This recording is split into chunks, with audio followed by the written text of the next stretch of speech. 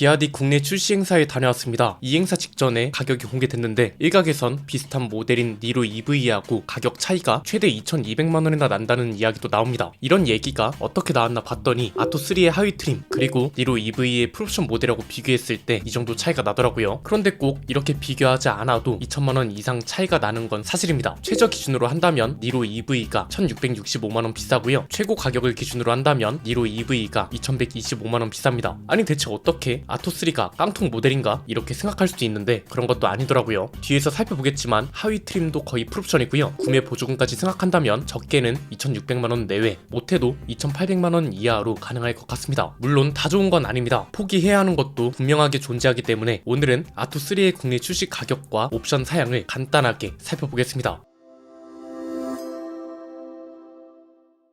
일단 저희 스포일러에서 예고해드렸던 대로 아토3를 가장 먼저 출시했습니다. 실제로 중국에서 봤을 때도 비아디가 미는 차들 중에 아토3가 가장 경쟁력 있어 보이고 논란도 가장 덜할 것 같다고 전망했었는데 이건 굉장히 잘한 선택이라고 봅니다. 그런데 비아디가 중간에 약간 혼란을 주긴 했죠. 우리는 가성비 정책에 관심이 없다 이런 식으로 이야기를 했잖아요. 그래서 국내 출시 초반에는 개인 구매자들이 아닌 렌터카나 택시 같은 회사 단위 구매자들을 위주로 해서 점유율을 늘려간다는 정책인 것 같다고 말씀드렸었습니다. 그런데 아예 여기서 더 나가버린 거죠. 이 정도 가격이면 개인 구매자들도 확실하게 노리겠다는 거고 이게 굉장히 중요한 이유가 있습니다. 다음 영상에서 자세히 설명하겠지만 비아디 입장에선 이 정도 가격이면 꽤 큰 리스크를 하나 줄일 수 있는 거고요. 렌터카나 택시 같은 회사 단위 구매자들을 공략하기 더욱 좋은 전략이 나올 수 있다는 겁니다. 굉장히 치밀한 전략이기도 하고 관련해서 취재한 것도 하나 있어서 이건 다음 영상에서 자세히 다뤄드리겠습니다. 오늘은 아토3의 가격과 옵션만 간단하게 보자고요. 우선 두 가지 트림으로 들어옵니다. 보조금을 제외한 가격은 하위 트림이 3,190만원, 상위 트림이 3,290만원입니다. LFP 배터리를 장착하기 때문에 보조금에서 살짝 분리할 수 있죠. 그래서 우선 환경부 보조금은 200만원 정도가 예상된다고 하고요. 지자체 보조금은 300만원 내외로 예상된다고 합니다. 500만원 정도 보조금을 받을 수 있다고 가정한다면 하위 트림은 2,690만원, 상위 트림은 2,790만원에 구매가 가능하다는 거죠. 그리고 최근에 발표된 올해 전기차 보조금 기준 중에 휠베이스랑 전비가 중요한 요소로 자리 잡았다고 했잖아요. 다행히 이 기준도 통과입니다. 휠베이스가 3050mm 미만인 중형차 같은 경우는 전비가 킬로와트 시당 4.2km가 나와야 합니다. 아토3는 전비가 4.7km인 걸로 나타났습니다. 니로 EV랑 크기 재원이 비슷한 차인데 니로 EV는 깡통 모델이 4,855만원, 풀옵션 모델은 5,415만원입니다. 최저 가격과 최고 가격 차이는 앞에서 설명해드린 대로고요. 그럼 대체 어떻게 이렇게 큰 가격 차이가 날 수 있는 걸까요? 아토3는 깡통 모델만 들여온 걸까요? 그런 것도 아닙니다. 하위 트림 기본 사양을 보면 이렇습니다. 우선 파워트레인은 전용 구동 및 영구 자석 동기 모터가 들어가고요. 배터리는 비아디의 블레이드 리튬 인산철 배터리가 들어갑니다. 서스펜션은 전륜 맥퍼슨 스트럿 그리고 후륜에 멀티링크가 들어가고요. 브레이크는 전륜에 벤틸레이티드 디스크, 후륜에 디스크 브레이크가 들어갑니다. 휠 타이어 크기는 18인치가 기본이고 주행 안전 기능 사양이 꽤 많습니다. 우선 3D 서라운드 뷰 모니터, 전방 충돌 경고, 자동 긴급 제동, 긴급 차선 유지 보조, 후방 교차 충돌 경고, 후방 교차 충돌 제동 보조, 어댑티브 크루즈 컨트롤, 인텔리전트 크루즈 컨트롤, 후방 충돌 경고, 사각지대 감지, 차선 이탈 경고, 차선 이탈 조향 보조가 모두 기본으로 들어갑니다. 인테리어 사양으로는 도어 핸들 앰비언트 라이트가 단일 색상으로 들어가고 1열 전동 시트, 1열 열선 시트, 2열 에어벤트가 기본입니다. 인포테인먼트 시스템으로는 팀앱 내비게이션, 인텔리전트 보이스 컨트롤, OTA 소프트웨어 업데이트, 그리고 일반 스피커 6개가 기본이고요. 편의 사양으로는 앞에서 봤던 3D 서라운드 뷰 모니터, 스마트폰 무선 충전, 외부 V2에 디지털 키, 그리고 열선 스티어링 휠이 기본으로 적용됩니다. 그럼 상위 트림과의 차이는 뭐냐? 우선 도어 핸들 앰비언트 라이트가 멀티 색상으로 바뀌고요. 사운드 시스템이 디락 스피커 8개로 업그레이드 되고 앞좌석 통풍 시트, 공기 정화 시스템, 그리고 전동 테일게이트가 추가됩니다. 이 정도 구성이면 굳이 하위 트림이 아닌 상위 트림으로 가도 나쁘지 않을 것 같다고 할 수 있을 것 같습니다. 가격이나 디자인, 옵션 괜찮은 편에 속하는 건 맞습니다. 다만 포기해야 할 게 하나 있습니다.